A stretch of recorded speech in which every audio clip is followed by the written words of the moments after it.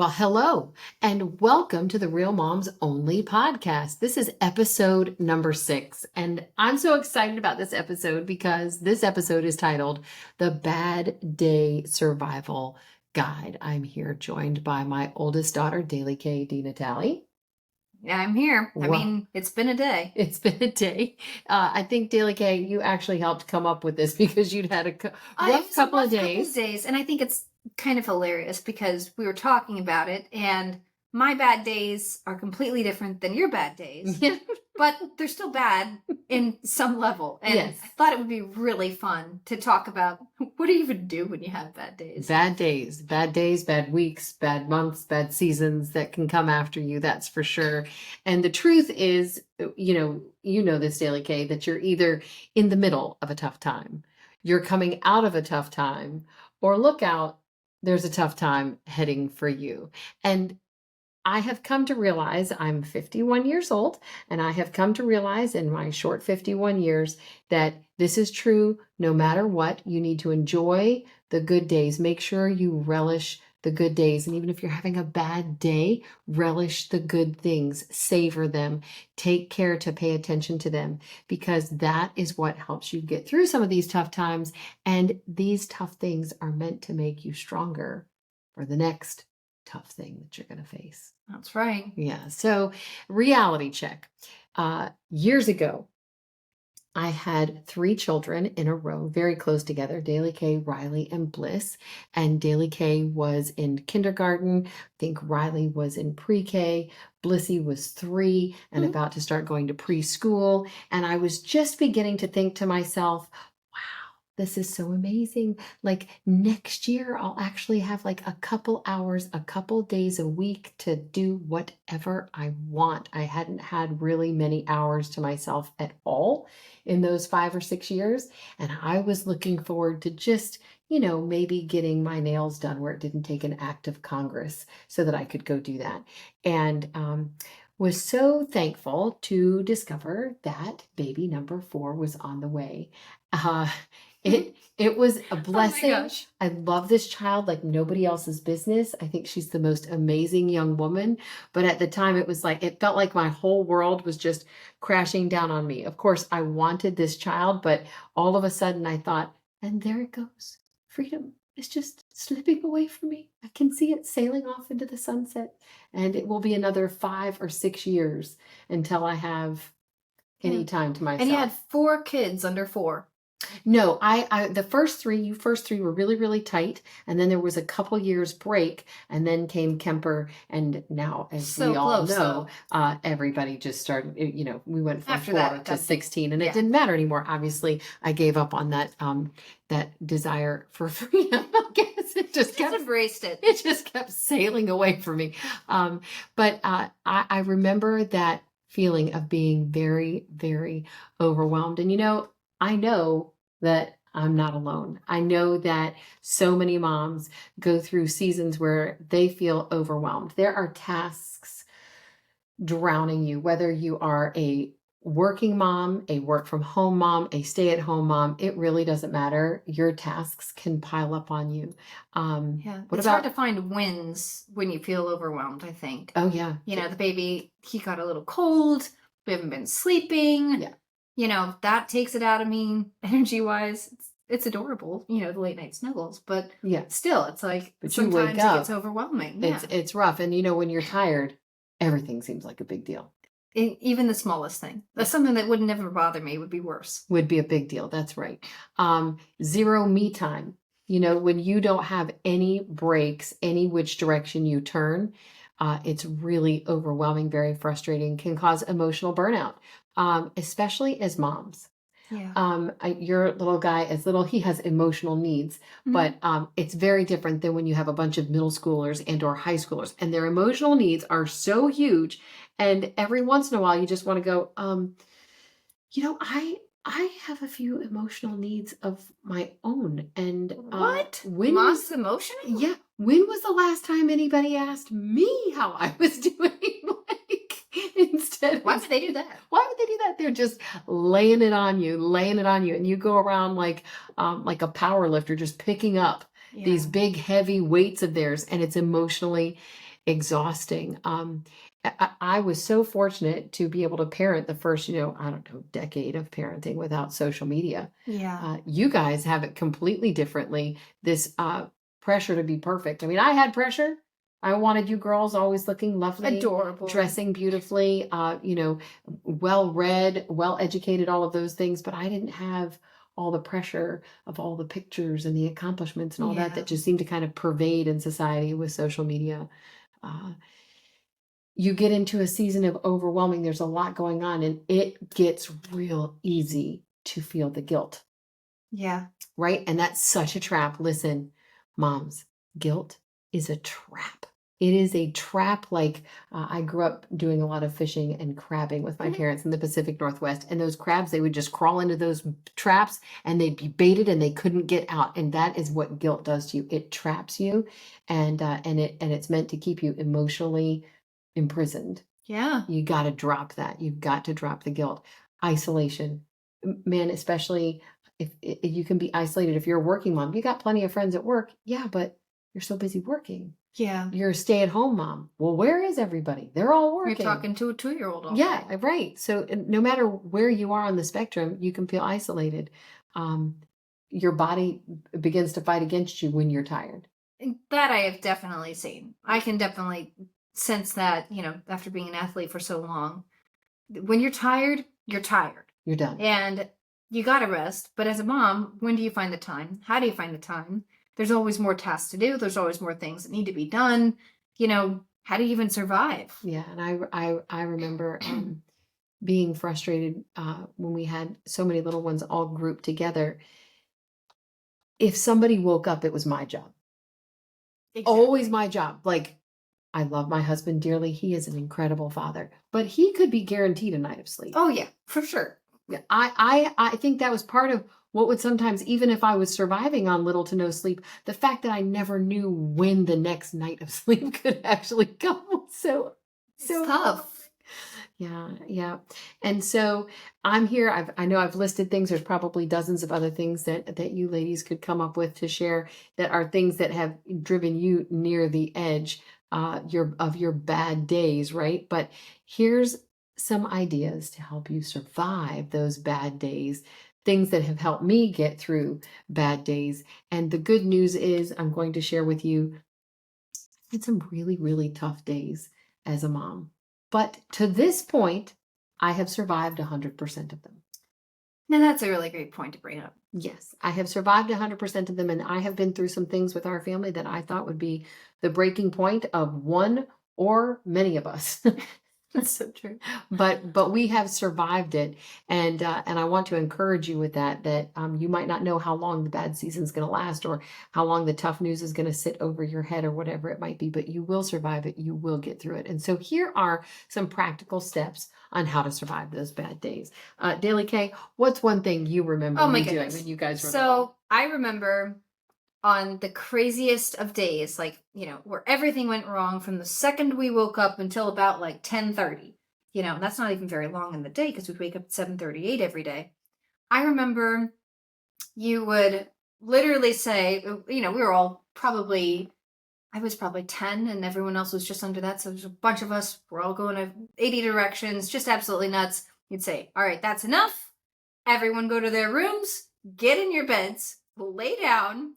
We are going to restart the day. Which I know sounds like a joke in a way, just send everyone to their rooms to restart the day. What are you talking about? It was like a complete reset. We're going to start this day the way it should have been started. We're going to pretend to have breakfast again.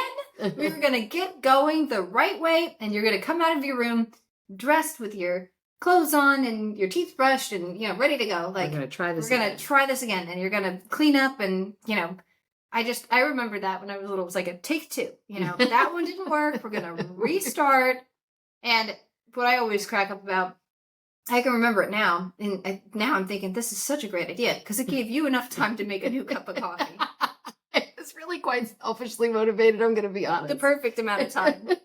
That amount of time where we all went back to our rooms, cat fighting, getting there, mad, getting dressed. You stole my shirt. I need those shoes.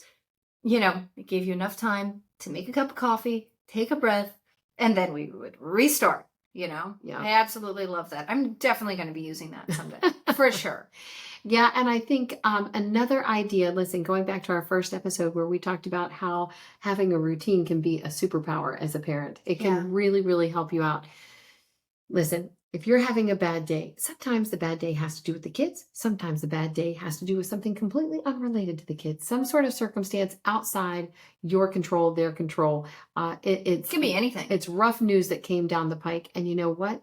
If you know that you have a nap time coming, if you know that you have a pack and play time coming, or time for them to play in their room by themselves, Or sports practice. or sports practice, boy, those things have become lovely to me. I bring my book, set in my chair, Yeah. right? Like these things, if you know you have that coming, that routine, that gives you hope, little flag of hope.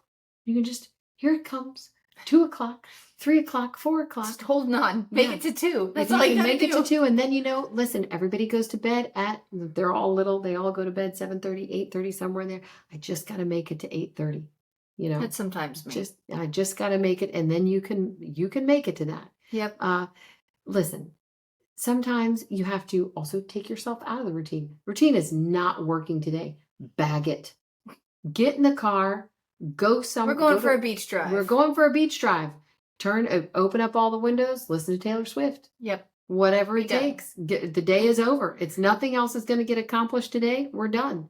Especially not the chores. No. On those days, we give up on the dishes and laundry. That's tomorrow now. Not that important. Not that important. And that was actually a great signal to my husband. If he would come home and those things weren't done, he would just look at me and I was like, not today. Don't even look at me. Don't even act. And he would just go in the kitchen, start helping with everything because he knew like it must have been rough around here. Okay. And then I would say, listen, another great way to survive a bad day, reach out. Vent to a friend. You need to have a friend. Maybe it's your sister. Maybe it's your mother. Maybe it's a girl you met in Lamaze class. I don't even know. Do they still do Lamaze classes? I think they do. I should have attended one, obviously, retrospect. But they have the little mommy and me. They have groups now. Yeah. Find a group. Find a friend. And little church mom groups. Those are great. That's another great. You went to a great one of those a couple weeks ago. If you don't even have a friend, because maybe you're in a season where it's a little bit lonely, reach out to Jesus. Anything. You can get help. You can get help that way. Lots of people ask me, how do you do what you do? More coffee, more Jesus. That's all I got for you. There you go. Listen, remember, you can say no. If you are feeling overwhelmed and there are people asking things of you, it's okay to say no and set boundaries. Not right now. No, I can't help teach that. No, I can't say no to your kids. It's fine to say no to the kids. Not popular, but totally fine to say no. We can't do that right now. That's not going to work right now. And then if you remember back to one of our first episodes, what we talked about was looking for a win. Any win possible. Some days you feel like you can't find a win. It might not be a win with the kids. It might not be a win in your household, but it was a lovely day for the weather. You got to celebrate those around South Florida. It gets real hot around here real fast. Yeah, but we probably have more to celebrate than a lot of people. So honestly, whatever you can find. I was thinking about June. You're thinking about June, July, like, it's so hot. But weather's been nice recently, though. Another thing that I've been doing recently, because I've been going through plenty of fun, not so fun things, is looking for what I call the miracle of the day. Oh, miracle of the day. Miracle of the day. Miracle of the day. Some of them have been really big answers to prayer that happened. And I was like, wow, I did not expect that to shift or to happen. But some of them have been something really small, but yet meaningful to me. I'll give you one. This past week, we went across the state over to Tampa. We were participating in an event called Girls on the Run. It's a nonprofit organization meant to teach girls to get out, exercise, work through some of their challenges, learn some creativity, get in motion, all those kinds of things. So we went over there and Fun. It was a blast. Verity participated in the race. She had a great time. And it was so funny. You do this run and you have to pair up with a buddy. Okay. The idea is you're going to have an adult buddy kind of keep the little girl safe out there on the run. Makes sense. This woman comes over. She's like, hi, I've been assigned to be Verity's buddy. Here's my number. Here's my badge. Here's what I'm supposed to do. Okay, great. This woman was lovely. Her name was Susan. Aww. Beautiful lady. And she shows up. She's got a little baggie. Oh. In her baggie, she has a tutu and angel wings and all this stuff for Verity to run in costume. Now, that would be enough. However, Verity was wearing one of our Believe With Me sun shirts. And this woman had no way of knowing this, but she had a red, white, and blue tutu, a red, white, and In blue April. angel wings in April. And she's like, I brought this for whoever I was running with. And I just looked at and I thought, that's my little miracle of the day. And I'm just going to hold on to that. What are the odds that she would have a red, white, and blue outfit to match the only child that is always color coordinated no matter what? Yeah, she had. And the funny thing was, this woman's tutu was orange, pink, and purple. Oh my gosh. I know. So that's a miracle. It was a miracle. It was really neat. So look for those. Any win possible, some simple pleasure, miracle of the day, or a little miracle of the day. And then please learn to prioritize. Focus on what needs to happen. What absolutely has to get done. I mean, you have to feed the kids. You have to feed the kids, not on what you want to happen. I mean, I wanted to bake a cake today. That's not going to happen. It's not happening. Listen, learn to cut your losses. Yeah. And look for and count those wins. Because some days it just do be like that. That is all there is to it. True. Listen. So true. One thing I want you all to understand. Real moms power through their challenges, but you don't have to have it all together. You don't have to do it perfectly. You are not failing when you have cracks in your armor. Those breaking points are meant to prove, hey, you're in the thick of it. This is when you're getting strong. Just like, you've been so good at working out. I'm getting better. You've been so good at it. But when you're sore, you're getting stronger. And I do hate getting to the point of getting sore. I would way rather have a workout that's just like fun the whole time. Easy, can do, the same pace, the same weight. Wouldn't that be great? It's great, but that doesn't help. No change is happening. I have to push. There's always a point in the workout I'm like, I don't really want to do this set. I really don't want to run this far. I really don't want to go this speed. But I'm like, if I do the same thing, I don't get any stronger. So these tough times, moms, these tough things that you're going through, they are meant to make you stronger. Look, if there's one thing that I have learned is that children are a sanctifying thing in your life. They are going to reveal to you weaknesses you did not know you had. They are going to build strength in you that you did not know you need or were even capable of. That's true. They are going to make you a better person. But admitting your weaknesses or when you need help, that is actually a strength. That is actually a strength. You just need to drop whatever cape you think you should be wearing. You are not superhuman. You are merely human. God does not call you to perfection in parenting. He just calls you to do your best and then rely on his grace for the rest of it. Listen, God does not demand perfection. He offers rest. Remember, he said, come to me, all of you who are weary and you're just laden with all these burdens. Throw them on me because my yoke is easy. My burden is light. It's not meant to be something so heavy. Listen, when you feel overwhelmed, you can remember Psalm 61 verse 2 where it says, when my heart is overwhelmed, lead me to the rock that is higher than I. That is Jesus. He's the rock you're supposed to stand on. It is not easy, but he is steady and steadfast. From that verse, sometimes need a little bit of help getting there even. Yeah. We might know that we need to be in a higher place mentally, but it doesn't mean that we can just automatically get there. No. So having that friend, having that conversation with God definitely makes a difference in trying to cure some of that overwhelmingness. Definitely. Listen, I want to challenge all of you. When you face your next tough day, because it's coming for you, pick one survival step. Maybe try the restart of the day. Maybe try reaching out to a friend. Maybe try saying no, setting a boundary. And do it without guilt. Know that you are the person setting the tone and setting the priorities for your family. And that's going to take some strategy on your part, but it does not require perfection. It just requires you doing your best. Listen, your bad days, they don't define you. That's true. They don't define you. They are going to refine you as a parent. You are a real mom. You're not a robot. You have to realize you're going to survive these tough days. you need to learn to laugh at them. I think that's one thing that we've gotten better at Oh, over the yeah. years. It does help me to have older daughters to call and talk about. Oh, we laugh a lot. There's Talk some about. serious situations that are just so funny to me. They're They funny to shouldn't you. be They're funny. not funny. They're not funny. But sometimes the way that you girls give me perspective helps me to laugh. We just point out like the weird thing, like he said all that, but look at the sunburn he has. It's Yeah, like, right. look at that. Who does that and gets a sunburn? It's like, well, that's not very funny, like what he said or how that went down. But the funny part is the circumstances surrounding the drama. Yeah. Or, the negativity. Yeah. We do try to laugh a lot. Sometimes you do have to try and find the humor in the situation, even if it is a terrifying, scary, or overwhelming situation. So listen, I encourage all of you out there to share with us, maybe message us, share with us some of the challenges that you've faced, maybe some things that you'd like to hear us talk about. And I want you to know I've survived 100% of my bad days. My bad days have involved some pretty tough stuff. And just this week, I had a rough week. I'm just gonna say, I had a rough week in parenting world. It was tough over here. It was very tough. There was some humor in it though. Yeah, it was tough. And I struggle.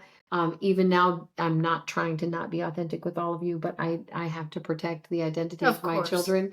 But there were some things that one of my kids got into that I was like, oh, good Lord, what in the world? And I will tell you, I had more than my fair share of humble pie. Enough of it this week. I choked on it.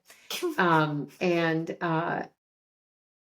we're gonna get through it. We're gonna get through it as a family. This child's gonna come through it. Someday we'll really be laughing about it, I hope.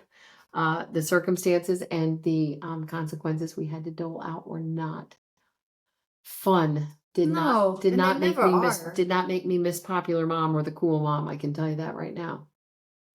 It's not really the goal, I guess. Oh, no, it's not.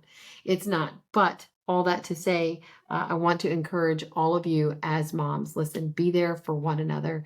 Don't be willing to jump in and judge another mom for the challenges she's facing, because I tell you what, you're either coming out of it, in the middle of it, Yeah. or going in about it. to head into it. And we are always here for you at Real Moms Only. Thank you so much, Daly K, for joining me. And have a great week, everyone.